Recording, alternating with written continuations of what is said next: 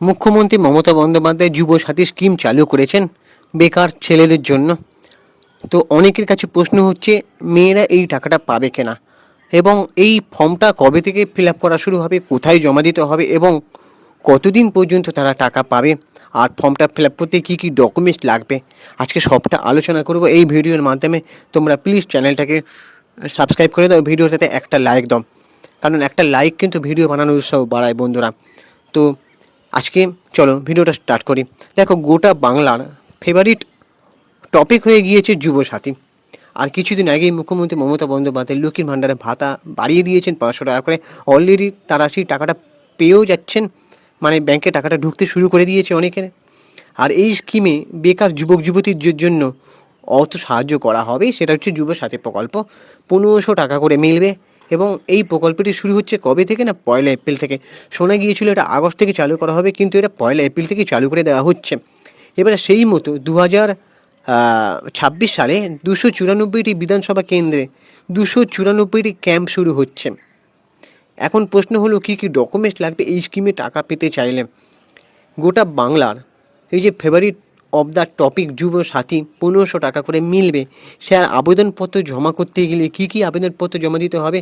দেখো, এই পর্যন্ত এখনও কোন ডকুমেন্টস লাগবে তা নিয়ে অনেকের মনে প্রশ্ন রয়েছে, সন্দেহ রয়েছে, এবং এটা নিয়ে এখনও পর্যন্ত সরকারিভাবে কোনো বিবৃতি জারি করা হয়নি। তবে অনেকাংশেই মনে করা হয় যে এই ডকুমেন্টগুলি লাগবে, কারণ মুখ্যমন্ত্রী মমতা বন্দ্যোপাধ্যায় বলেছেন যে মাধ্যমিক পাস হতে হবে, 21 থেকে 40 বছর বয়স হতে হবে। তার জন্য মনে করা হচ্ছে আধার কার্ড লাগতে পারে, কারণ আধার কার্ডে বয়সের প্রমাণপত্র আছে, ঠিকানার প্রমাণপত্র রয়েছে, আর এটা আপনার পরিচয়পত্র হিসেবেও কাজ করবে। যদিও ভোটার কার্ডটাও কিন্তু আপনার লাগবে।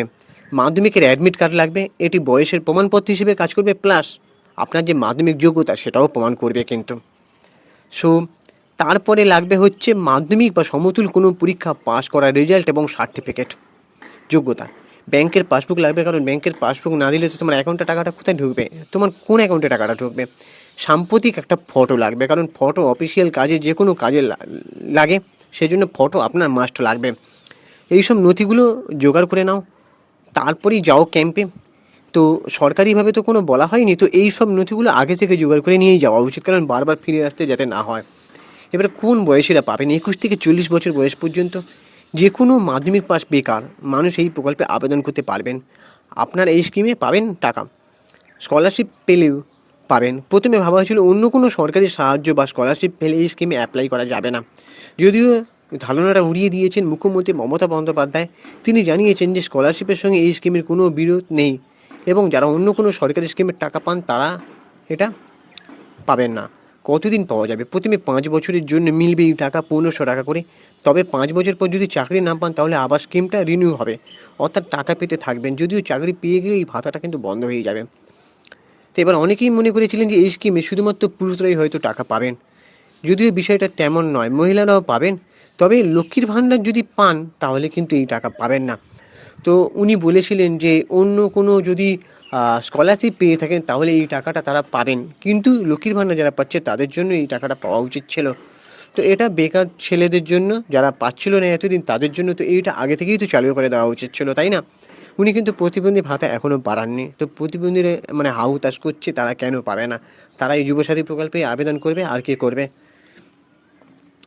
এবারে এই যে ফর্ম ফিল আপটা দেখো, ফর্ম ফিল আপটা কবে থেকে শুরু হবে, 15ই মার্চ থেকে 26শে মার্চ পর্যন্ত যুবসাথী প্রকল্পের ক্যাম্প চলবে শোনা যাচ্ছে।